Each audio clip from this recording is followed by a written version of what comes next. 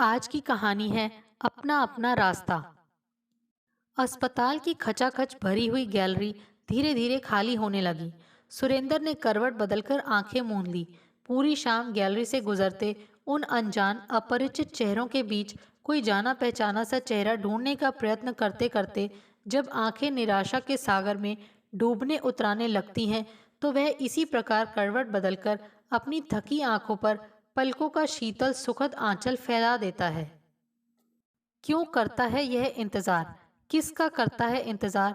सो गए बाबूजी। लाइट का स्विच ऑन कर जगतपाल ने कमरे में प्रवेश किया तो जैसे निराशे के अंधेरे में भटकते सुरेंद्र के हाथ में ढेर सी उजली उजली किरणें आ गईं। कौन? कौन जगतपाल? आओ बैठो। बाबूजी माफ कीजिएगा, बिना पूछे अंदर घुस आया हूँ। बैसाखी के सहारे लंगड़ाकर चलते हुए वह उसके बेड के पास आकर खड़ा हो गया। चेहरे पर वही चिर परिचित सी मुस्कान और उसके साथ लिपटा एक कोमल कोमल सा भाव। धीरे से करवट बदलकर सुरेंद्र ने अपनी निराश व सूनी आंखें उसके चेहरे पर टिका दी। क्या है इस काले स्याह चेहरे के भीतर जो इन थोड़े से दिनों में ही नितांत अजनबी होते हुए भी उन्हें इतना परिचित, इतना अपना अपना सा लगने लगा है? आप शाम के समय इतने अंधेरे में क्यों लेटे थे बाबूजी? मैं समझा शायद सो गए। बस यूं ही सोच रहा था, सिस्टर किसी काम से इधर आएंगी तो खुद ही लाइट जला देंगी।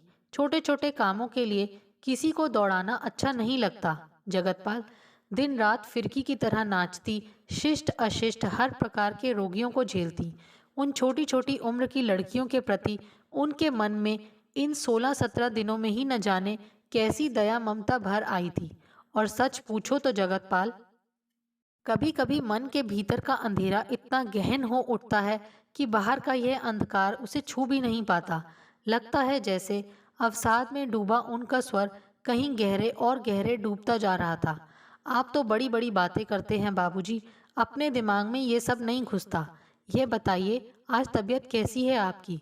कुछ खाने को मिला या वही दूध की बोतल? उदास वातावरण को जगतपाल ने अपने ठहाके से चीर कर रख दिया। सुरेंद्र का चेहरा खिल गया। हाँ जगतपाल, आज तबीयत बहुत हल्की लग रही है। रात को नींद भी अच्छी आई। और जानते हो, आज से डॉक्टर ने दूध के साथ ब्रेड खाने की इजाज़त दे दी है।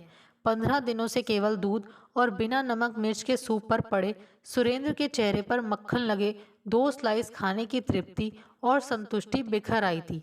सच कहता हूँ जगतपाल, दूध पीते पीते इस कदर उकता गया हूँ कि दूध का ग्लास देखते ही उसे लाने वाले के सिर पर दे मारने को जी चाहता है।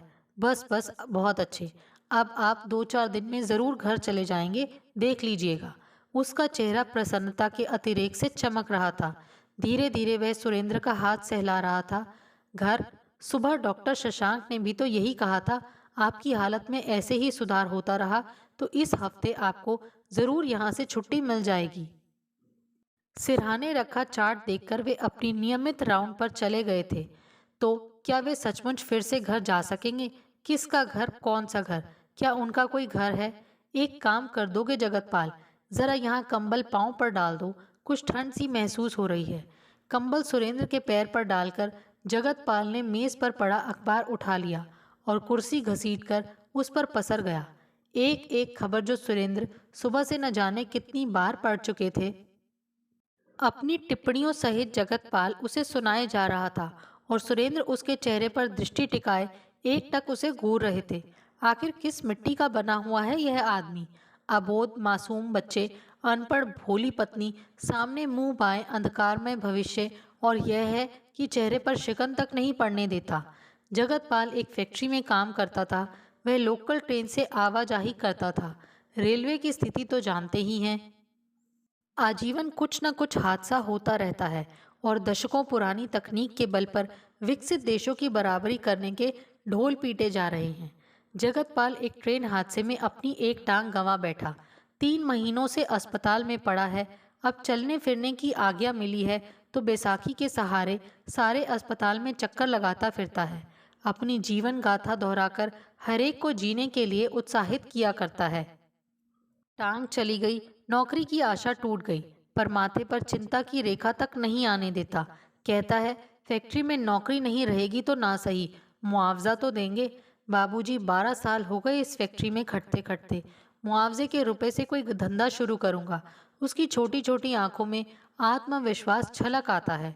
वक्त ने साथ दिया तो कौन जाने इस पराई चाकरी की अपेक्षा अधिक सुख चैन का जीवन कटे। कौन जानता है वक्त कब क्या दिखा दे। और उसकी ये बातें सुनकर सुरेंद्र उसे देखते रह जाते हैं। कितना खुश, कितना मस्त, चिंता और दुख के सागर में डूबकर भी आशा की किरणें ढूंढ निकालता है। नित्य कुछ देर उनके पास आकर हंस बोलकर उन्हें जीवन के प्रति विश्वास दिला जाता है। वरना 24 घंटे अस्पताल की इन सूनी सफ़ेद दीवारों में घिरे घिरे उन्हें ऐसा महसूस होने लगता है जैसे वे दुनिया से कट गए हों। किसी को उनकी ज़रूरत नहीं, दुनिया में उनका कोई अपना नहीं। अच्छा बाबूजी, अब आप आराम कीजिए। बैसाखी उठाकर जगतपाल कुर्सी से उठकर खड़ा हो गया। अब जरा जर्नल वार्ड की तरफ जाऊंगा। नमस्ते बाबूजी। सुरेंद्र उसे बैसाखी के सहारे जाता देखते रहे। अब किसी और अकेले पड़े रोगी के पास कुछ क्षण हंस बोलकर उसमें जीवन के प्रति विश्वास घोलने का यत्न करेगा। फिर किसी और यही उसकी दिनचर्या है। अपना भी समय कट जाता है, दूसरों का भी। पहले वे स्वयं भी तो बिल्कुल ऐसे ही थे, मस्त, बेफिक्र, भविष्य के प्रति पूर्णतया आश्वस्त। सपने में भी नहीं सोचा था कि जिंदगी कभी इतनी कड़वी व बोझिल हो जाएगी। जीवन को बांधने वाले स्नेह प्यार का एक एक धागा छिन्न भिन्न होकर बिखर जाएगा।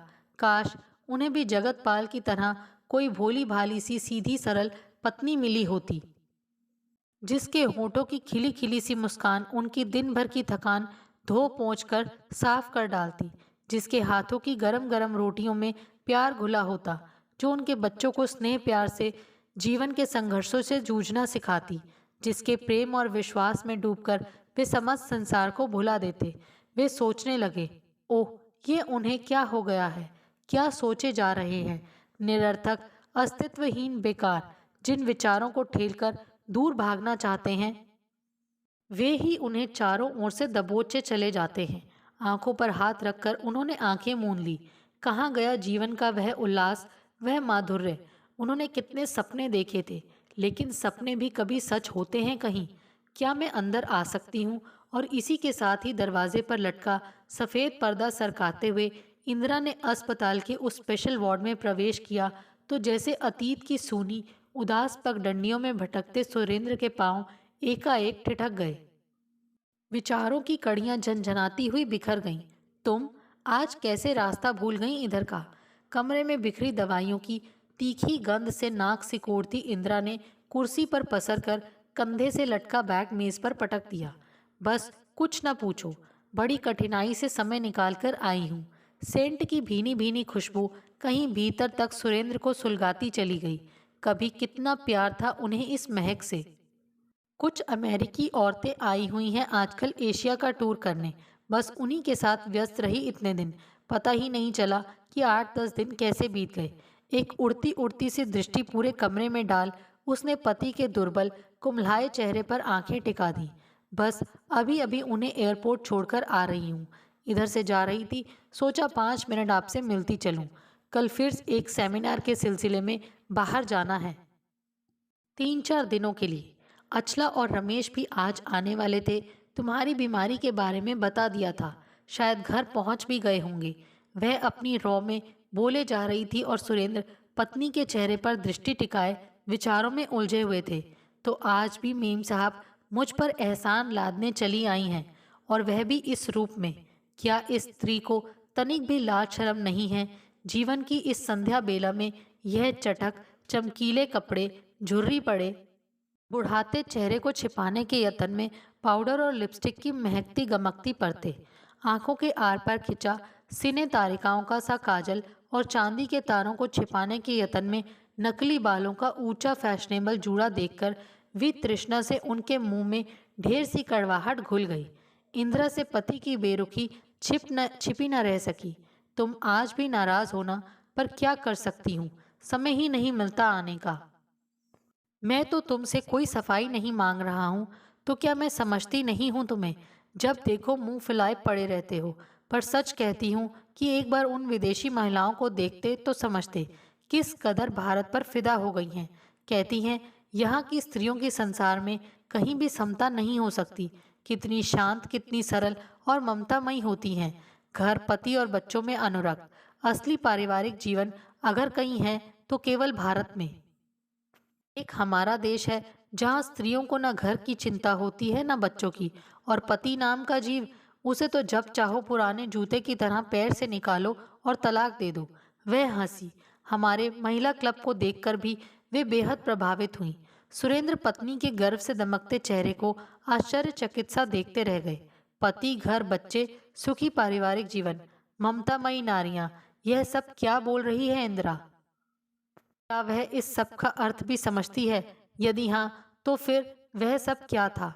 जीवन भर पति को पराजित करने की दुर्दमनीय महत्वाकांक्षा, जिसके वशीभूत उसने एक अत्यंत कोमल, अत्यंत भावुक हृदय को छलनी कर दिया, उनका सब कुछ नष्ट कर डाला। तुम्हें किस चीज़ की ज़रूरत हो तो कहो, किसी के हाथ भिजवा दूंगी। मेरा मतलब है कुछ फल वगैरह, या कोई किताब, कोई पत्रिका। सूनी सूनी आंखें कुछ पल पत्नी के चेहरे पर जैसे कुछ खोजती रहीं। जरूरत? डॉक्टर को बुला दो बस। ठंडा उदास स्वर इंदिरा को कहीं गहरे तक सहमाता चला गया। कहिए, कोई खास बात? सुरेंद्र ने डॉक्टर सुधीर की आवाज़ सुनकर आंखों पर से हाथ हटाया। जी हाँ डॉक्टर साहब, इन्हें यहाँ से बाहर कर दीजिए। डॉक्टर सुधीर एकाएक सन्न रह गए। सुरेंद्र का कांपता स्वर, उनकी आंखों में छलकता करुण आग्रह, आखिर यह सब क्या है? कैसी अनोखी विडंबना है! पति पत्नी के युगों युगों से चले आ रहे तथा कथित अटूट दृढ़ संबंधों का आखिर यह कौन सा रूप है?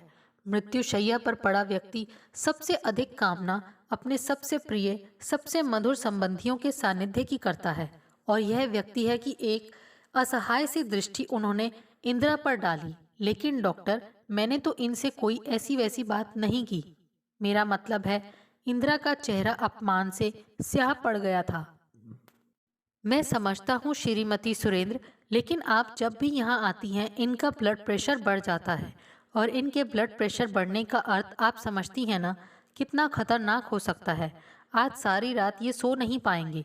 कई दिनों के बाद कल रात इन्हें नींद की गोलियों के बगैर नींद आई थी, मगर आज फिर पुरानी हालत हो जाएगी।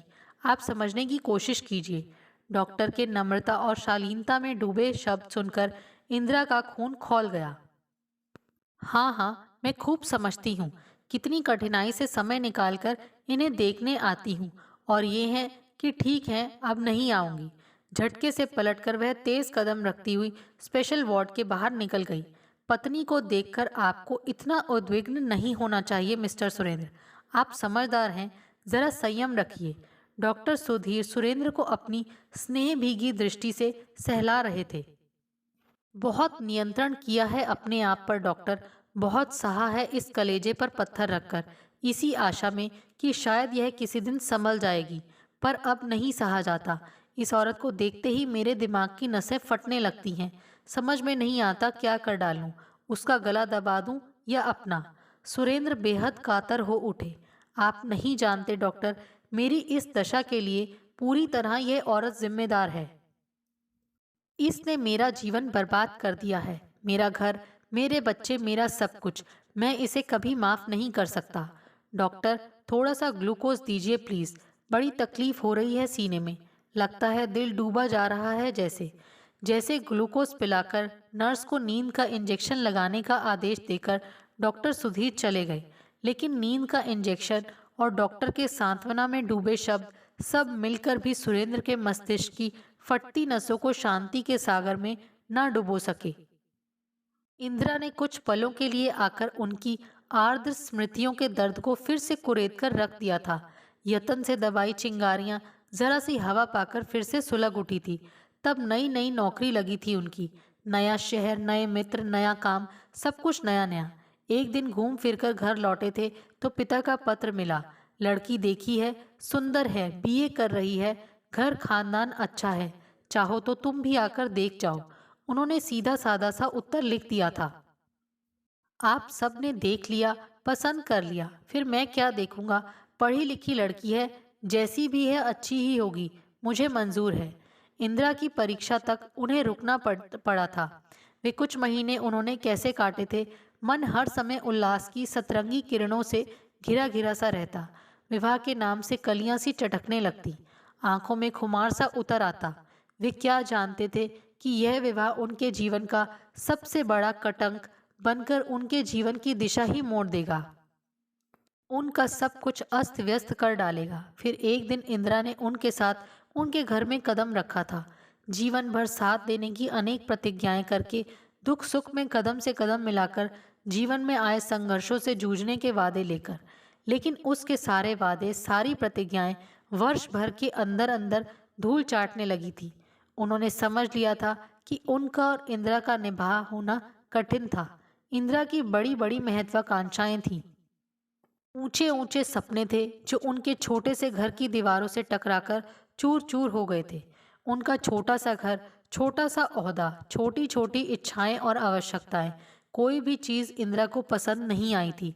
दिन दिन भर पड़ोसनों के साथ फिल्में देखना और मॉल्स के चक्कर लगाना, अथवा किसी के घर में किटी पार्टियों के साथ नए नए फैशन की साड़ियों व गहनों की चर्चा करना, यही थी उसकी कुछ चिर संचित अभिलाषाएं, जो माता पिता के कठोर नियंत्रण से मुक्त होकर अब स्वच्छंद आकाश में पंख पसारकर उड़ना चाहती थी। दिन भर के थके हारे सुरेंद्र घर लौट कर आते तो दरवाजे पर झूलते ताले को देख उनका तन मन सुलग उठता।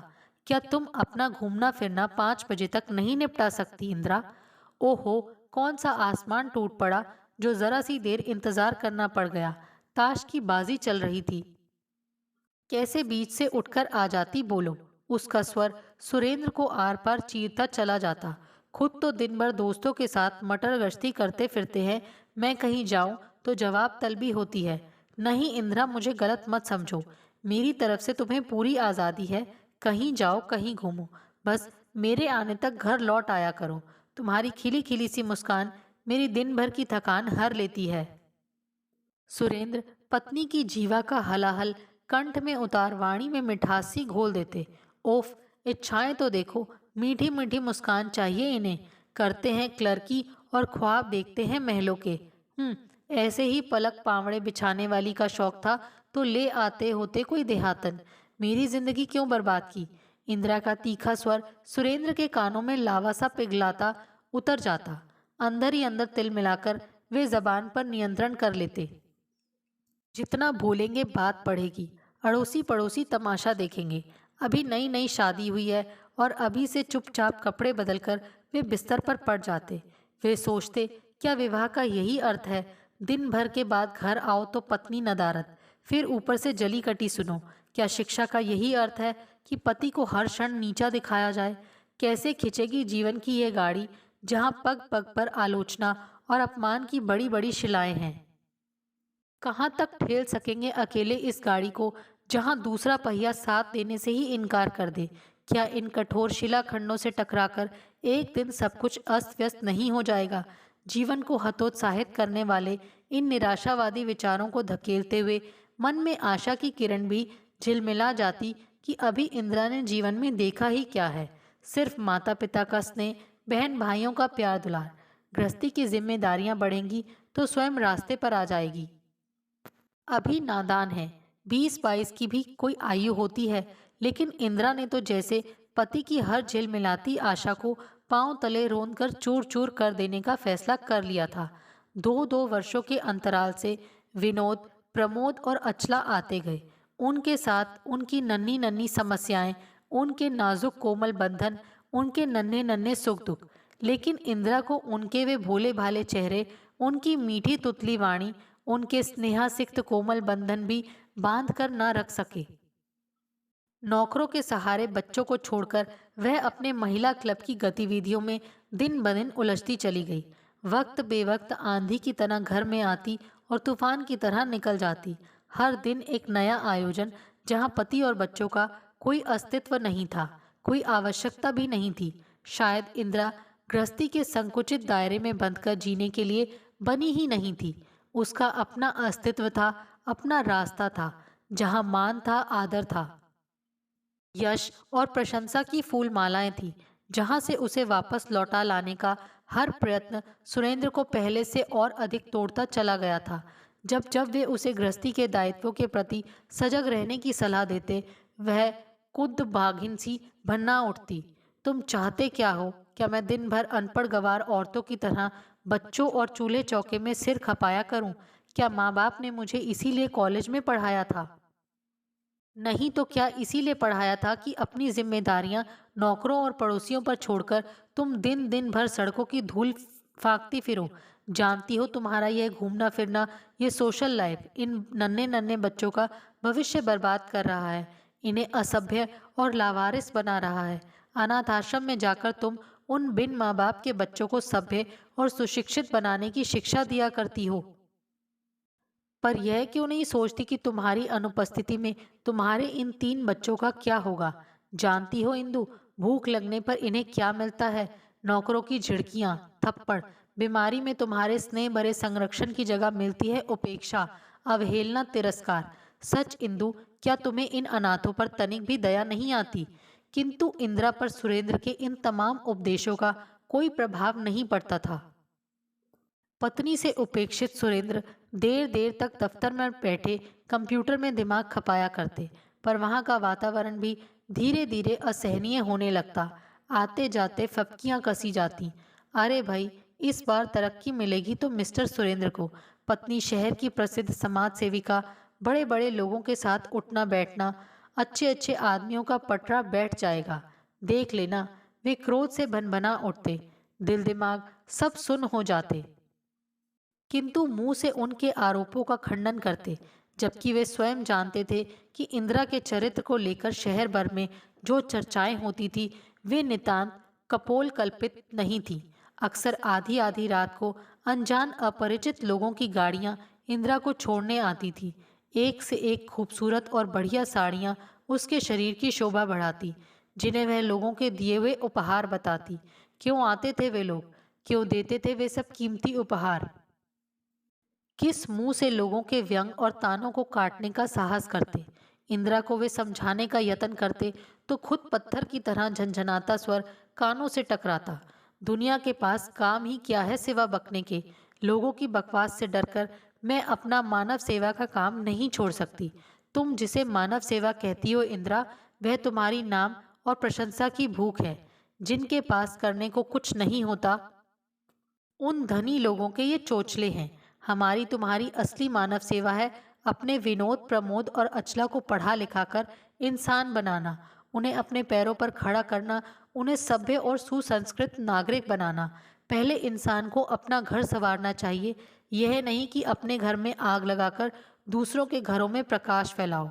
उफ, किस कदर संकीर्ण विचार हैं तुम्हारे। अपना घर, अपने बच्चे, अपना ये अपना वह। तुम्हें तो 16वीं सदी में पैदा होना चाहिए था, जब औरतों को 7 कोठरियों में बंद करके रखा जाता था।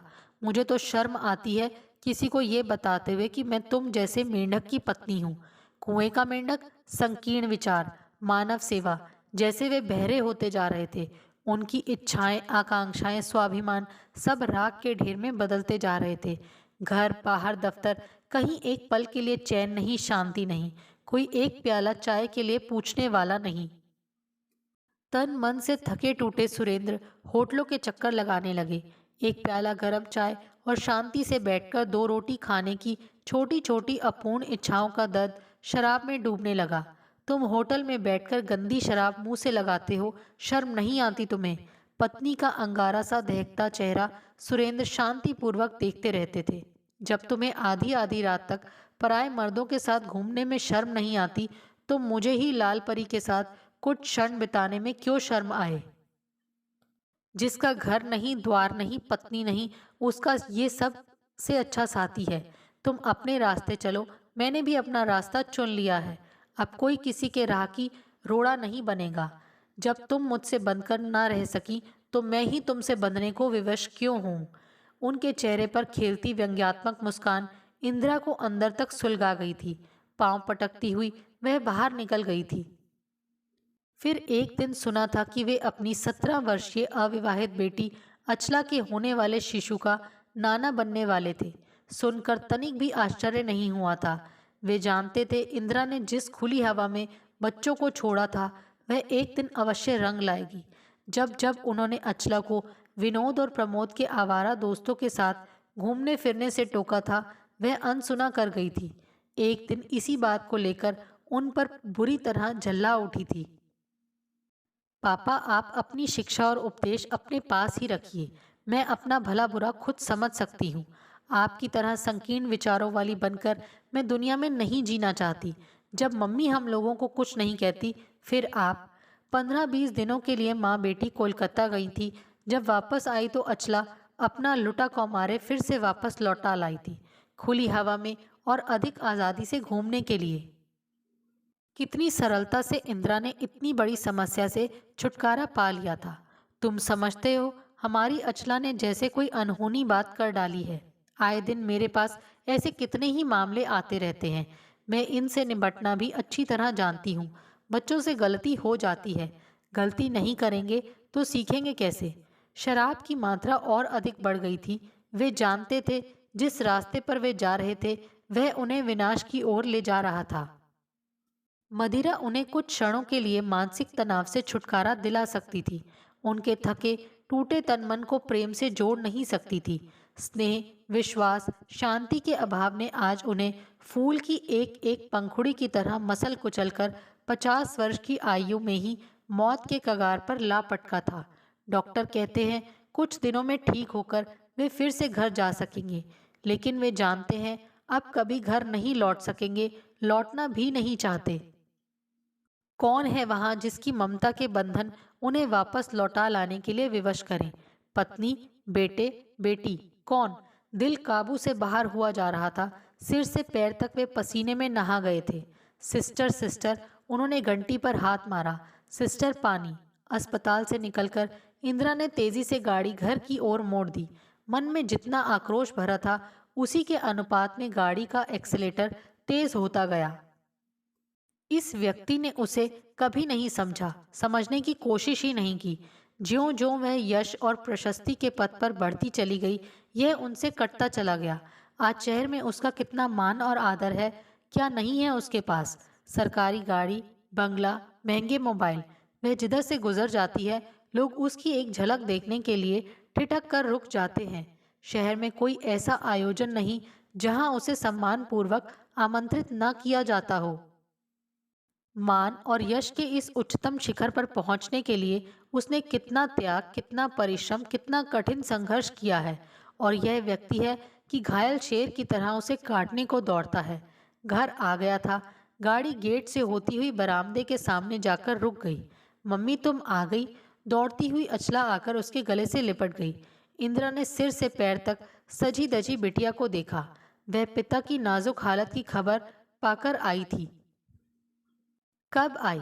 यही कोई 4-4:30 बजे के करीब। अकेली आई हो? क्यों अकेली क्यों आऊंगी? रमेश भी आए हैं साथ। अब कोई पापा का डर थोड़े ही है जो ना आते। पापा के ना होने की प्रसन्नता उसके चेहरे पर छलकी छलकी पड़ रही थी।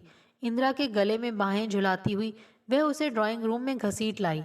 साल भर के बच्चे को पेट पर लिटाए रमेश सोफे पर पसरा पड़ा था। उठो रमेश, मम्मी आई हैं। सास को देख रमेश उठकर बैठ गया। मम्मी, आइए, कब से हम लोग आपका इंतजार कर रहे हैं। विनोद और प्रमोद भी घर से गायब हैं। लगता है क्लब में यार दोस्तों के साथ पत्तों में मशगूल होंगे। हम दोनों बैठे बैठे बोर हो रहे थे अकेले। सोफे पर पसरकर इंदिरा ने बेटी दामाद के चेहरों पर टटोलती सी दृष्टि डाली। ना कोई दुख, ना उदासी, बस एक तटस्थ सा भाव, जैसे यह भी कि एक औपचारिकता है। खबर मिली, चले आए बस। मगर दुख और चिंता का भाव आता भी तो क्यों कर? कभी बच्चों ने पिता को पिता नहीं समझा। माता पिता की कलह में विजय हमेशा माँ के हाथ रही।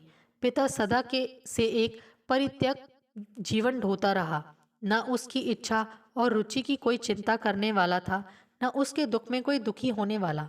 घर में सबसे बेकार, सबसे फालतू कोई चीज यदि थी तो वह था पिता नाम का प्राणी। फिर उसके प्रति किसी प्रकार की ममता, आदर या स्नेह आता तो कैसे? अस्पताल क्यों नहीं गए? इंदिरा ने सोफे की पीठ पर बाल फैलाते हुए अचला की ओर देखा। अस्पताल?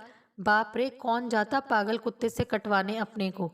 अचला ने हाथ मुंह नचाते हुए टेढ़ा मुंह बनाया। साफ साफ क्यों नहीं कहती कि पापा अस्पताल में हैं, इसलिए हम लोग आप सबसे मिलने आए हैं। उनके रहते तो इस घर में पांव रखने में भी डर लगता है। मुझे कैसी खूंखार आंखों से घूरते हैं। बाप रे, रमेश ने बिटिया को अचला की गोद में डाल उसे शॉल ओढ़ाते हुए मन की सच्ची बात उगल दी। अचला ने पिता की इच्छा के विरुद्ध घर से भागकर उससे शादी की थी, क्योंकि सुरेंद्र की नज़रों में वह एक आवारा और गुंडा किस्म का लड़का था। इसी वजह से वह ससुर से घृणा करता था। तुम ठीक कहते हो, आजकल वे सचमुच पागल कुत्ते की तरह काटने दौड़ते हैं। मैंने भी फैसला कर लिया है कि अब अस्पताल नहीं जाऊंगी, शायद जाना भी न पड़े। जानते हो, डॉक्टर कहते हैं वे 2-4 दिन के मेहमान हैं। इंदिरा ने चाय का घूंट निगलते हुए अचला की ओर देखा। पहला दौरा उन्हें तब हुआ था जब विनोद कॉलेज से उषा को भगाकर मुंबई में बेच आया था। 3 दिनों तक वे घर नहीं आए थे। तीसरे दिन पता चला था होटल में शराब पीते पीते उन्हें दौरा पड़ा था। वहीं से उन्हें अस्पताल पहुंचा दिया गया था। और अब तुम्हारे जाने के बाद उनके इस दूसरे दौरे ने उनके दिल की धज्जियां उड़ा दी हैं। मैं तो आज तक नहीं समझ पाई इस आदमी को क्या चाहता है, क्या सोचता है, क्या नहीं है इसके पास। निर्लिप्त से स्वर में बोलते बोलते उसने चाय का खाली प्याला मेज पर रख दिया। रात को खा पीकर देर तक ड्राइंग रूम में बैठ सब उधम मचाते रहे। अचला और रमेश के आगमन की सूचना पाकर उनके मित्र भी मिलने चले आए थे। इंदिरा को सुबह 7 बजे की फ्लाइट पकड़नी थी, सो 6 बजे का अलार्म लगाकर नौकर को सब आदेश दे दिया। वह बिस्तर में दुबक गई। सुबह घड़ी के अलार्म की जगह मोबाइल की घंटी टनटनाई तो इंदिरा रजाई फेंककर बिस्तर से उठ बैठी। हेलो, उधर से आवाज आई। मिस्टर सुरेंद्र अब इस दुनिया में नहीं रहे। ओह, अच्छा अच्छा। मोबाइल रखकर कुछ क्षण वह जैसे निर्णय सा लेती रही। इन्हें भी यही वक्त मिला था खबर देने का। बड़बड़ाती हुई वह गुसल खाने में घुस गई। वहां से हाथ मुंह धोकर निकली तो नौकर को पुकारा। देखो रामू, मेरी चाय यहीं दे जाओ और ड्राइवर से कहो गाड़ी तैयार रखे, जाने का टाइम हो गया है, समझे। और हाँ, देखो विनोद और प्रमोद को मेरे पास भेज दो जगा कर, कहना बहुत ज़रूरी काम है, समझ गए। जी कहकर रामू चला गया तो वह ड्रेसिंग टेबल के सामने बैठकर जल्दी जल्दी बालों में कंघी करने लगी। जूड़ा बनाकर उसने होठों पर लिपस्टिक फैलाई ही थी कि विनोद आंखें मलता सामने से आकर खड़ा हो गया। क्या बात है मम्मी, सुबह सुबह नींद क्यों बिगाड़ दी हमारी? क्या हमें जगाए बिना आपकी सवारी सेमिनार में नहीं जा सकती थी? इंदिरा ने लिपस्टिक को फिनिशिंग टच देकर बेटे के चेहरे पर आंखें टिका दी। तुम्हारे पापा नहीं रहे, अभी अभी अस्पताल से फ़ोन आया है। रात को वे बहुत बेचैन रहे और सुबह कोई 4 बजे के करीब डॉक्टरों की पूरी कोशिश के बावजूद उनका हार्ट सिंक कर गया। क्या? विनोद की अध खुली आंखें अब पूरी तरह खुलकर फैल गई थीं। इतनी जल्दी? जल्दी क्या, उन्होंने तो अपनी मौत खुद बुलाई है। खैर, मैंने तो तुम्हें इसलिए बुलाया है कि मैं तो जा रही हूँ, रुक नहीं सकती। वचन जो दे चुकी हूँ। तुम लोग रमेश अंकल को फ़ोन कर देना, वे आकर सब संभाल लेंगे, समझे। नित्य की तरह माथे पर सुहाग चिन्ह लगाने के अभ्यस्त हाथ एक क्षण के लिए कांपे। क्या अब भी यह सौभाग्य चिन्ह माथे पर अंकित करना चाहिए? सौभाग्य चिन्ह? कैसा सौभाग्य चिन्ह? क्या इस रूप में उसने कभी इसे माथे पर अंकित किया था? बस अन्य सौंदर्य प्रसाधनों की तरह जैसे चेहरे पर पाउडर और होठों पर लिपस्टिक लगाती रही, वैसे ही यह भी उसके गोरे उजले माथे पर शोभता रहा। फिर सोचना क्या, हवा में ठिठका उसका हाथ आगे बढ़ा और माथे पर लाल रंग की गोल मोल बिंदी टिक गई। कैसे पति कैसी पत्नी, जब वे अपना रास्ता नहीं छोड़ सके तो मैं ही क्यों छोड़ दूं। साड़ी का पल्ला ठीक करती हुई वे ड्रेसिंग टेबल के सामने से उठी और पर्स उठाकर बाहर निकल गई। देखो विनोद, कोई पूछे तो कह देना जब खबर आई मैं घर से जा चुकी थी, समझे। पलटकर तेज तेज कदम रखती हुई वह सीढ़ियां उतरकर गाड़ी में बैठ गई। अनिश्चय की स्थिति में सकपकाया सा विनोद गाड़ी को गेट से निकलते देखता रहा। क्या मम्मी पापा में कभी कोई संबंध था? यदि हाँ, तो फिर कौन सा? दोस्तों, आपको हमारी ये कहानी कैसे लगी? प्लीज़ कमेंट्स करके बताइए। Thanks for watching this video.